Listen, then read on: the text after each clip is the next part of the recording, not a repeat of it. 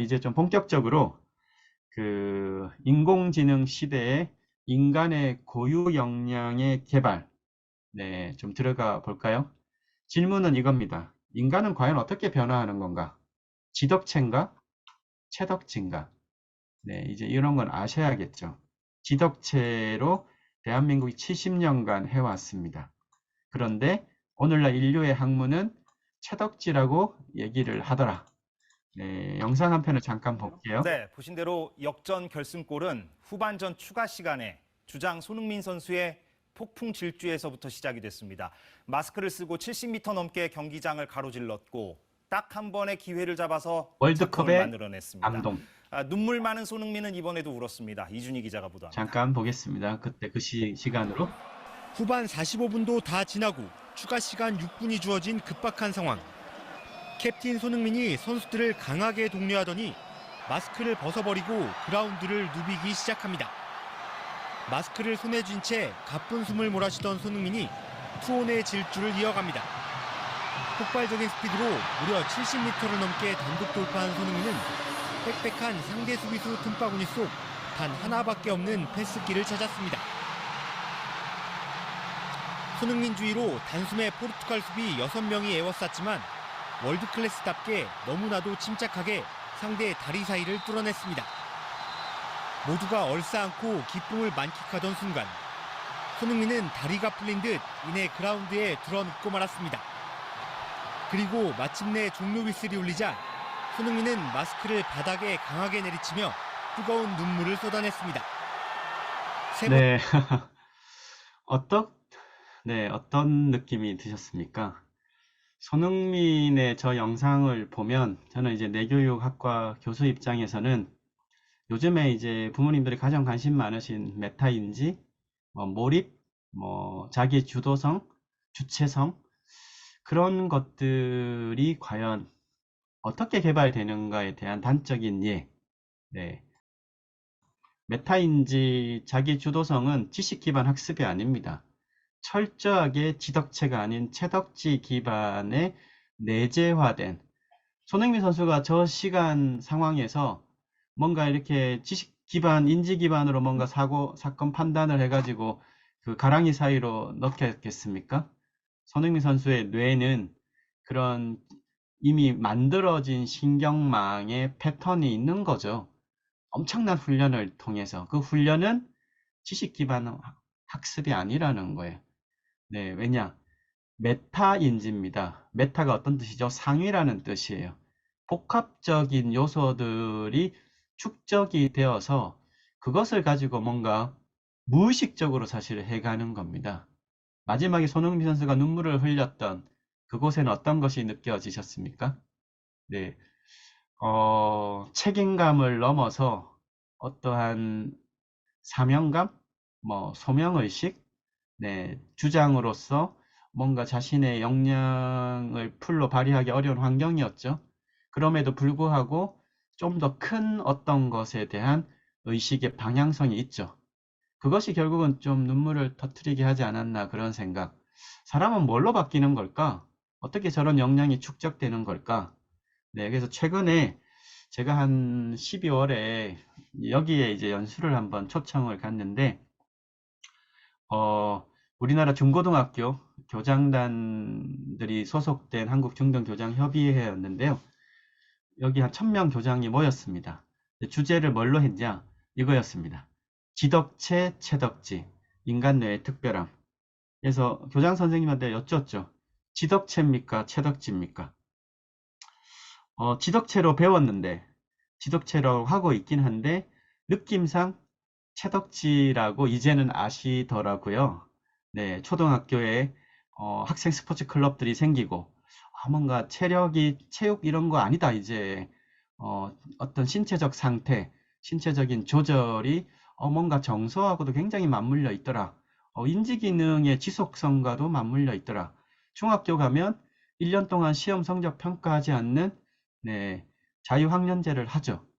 뭔가를 위해서 단일화된 목표가 아니라 자신의 가치를 찾을 수 있는 환경을 제공하죠. 아쉬운 건 외계인의 뇌 시절에 한다는 건데요. 서구처럼 고등학교 때 하는 게 좋은데 우리나라 이슈 때문에 못한 겁니다. 그리고 지금 고등학교 가면 이제 2025년부터 고교 학점제를 하죠. 네.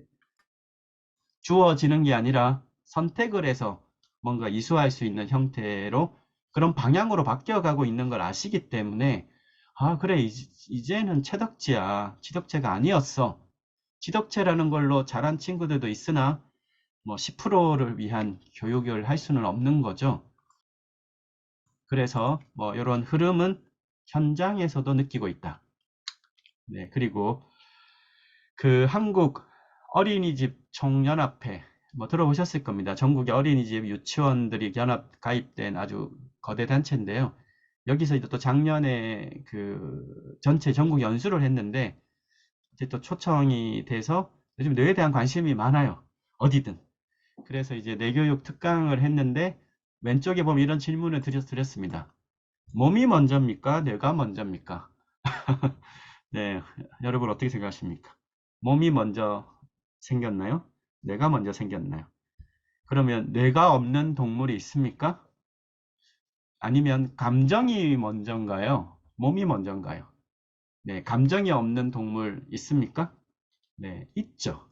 네, 몸이 먼저죠. 네, 우리가 착각을 하면 안 된다. 두뇌를 개발하는 시작은 몸에 변화를 주는 겁니다. 지금 몸 상태 안 좋으시면 네, 막 무겁죠, 머리가. 네, 누가 툭툭 치면 막 짜증도 쉽게 나고 뭐 저기 지하철 탔는데 막 부대끼면 괜히 짜증나고 즉 움직임의 균형이 깨어지면 모션, 이 모션, 네, 모션이 밖으로 튀어나가는 감정의 출렁거림이 일어납니다. 왜냐? 진화적으로 움직임이 먼저고 감정이 그 다음에 생긴 기제이기 때문이죠. 그렇게 몸이 먼저 많습니다. 감사합니다. 채팅창 적어주셔도 괜찮습니다. 자, 그래서 아직도 IQ를 얘기하는 시대는 아니다. 지금 아마 내교육하는 분들은 이렇게 얘기하지 않으실 것 같아요. IQ 100년 역사를 무너뜨린 다중지능 뭐 너무나 잘 아시니까 간단하게만 언급하겠습니다. 1983년도에 가드너 교수가 당시에서는 지능은 단일화되어 있다라고 했던 아주 팽배했던 시절에서 IQ 하나로 줄을 세우는 뭔가 그런 거에 대한 반기를 들고 7개의 지능. 아이들의 마음 능력은 이렇게 다양해. 학습이라고 얘기하는 이런 거는 일부야. 이거는 이제 핵심이긴 하나 전체를 담보하진 못한다. 그래서 음악, 공간, 신체, 대인, 자성지능 10년 후에 자연지능을 내놓습니다. 왜 내놨을까요? 네, 아이들의 교육 환경에서 자연이 멀어져 가는 요즘에 교육청 가니까 그 공중부양족 네, 흙을 밟지 않는 아이들 이런 얘기들 하더라고요. 어린이 유치원 집에 다니는 그 유아 세대들이 흙을 밟지 않는다. 위험한 세대의 출현이죠. 그리고 9번째 실존지능. 이 8개는 지능입니다. 실존지능은 방향성을 의미합니다. 저런 나의 특별한 능력을 어떤 방향으로 쓰게 할 거냐. 이거를 초기에는 영성지능이라고 불렀어요. 네, 영성이라는 건 종교에서 얘기하는 그런 차원이 아니라 나는 누구지? 나는 어떤 삶을 살 거지? 나는 어떤 방향으로 나아갈 거지? 이런 질문과 답에 대한 성찰을 갖는 거예요. 여기에 자성지능 있지 않습니까? 자성지능은 철저하게 자기 개인의 장점과 단점 이런 걸 파악하는 능력입니다. 개인 차원의 능력이죠. 실존은 개인이 아니라 확장된 나, 요 차이로 인식하시면 되고요. 다중지능이 주는 의미는 심플합니다. 지구상에 태어난 모든 아이들은 제각각 마음 능력을 갖기 때문에 교사나 부모는 그 내 아이만이 갖고 있을 그 마음 능력을 발견하게 하는 것이 가장 중요하다. 그리고 그 마음 능력을 지속적으로 키워줄 수 있는 환경을 제공하는 것. 핵심이 뭐라고요? 인지나 학습이 아니라 마음 능력입니다. 그럼 마음의 능력을 알아차리게 해야겠죠. 그래서 중요한 게 뭘까요? 그래서 감각을 깨우는 거라는 거예요. 나의 마음에 대한 능력을 알아차리는 그 감각을 깨우는 게 핵심인데 감각이 닫혀가는 사회. 네, 몸이 아파야 병원을 가고 나의 정서 상태를 알아차리지 못하고 나의 집중 상태를 알아차리지 못하는 그런 감각이 무뎌져 있는 인공시대는 더 무뎌지겠죠. 그러면 종속된다. 많은 석학들이 얘기를 했습니다. 이제 머리가 중요한 게 아니라 몸 쓰지 않으면 머리가 고생한다.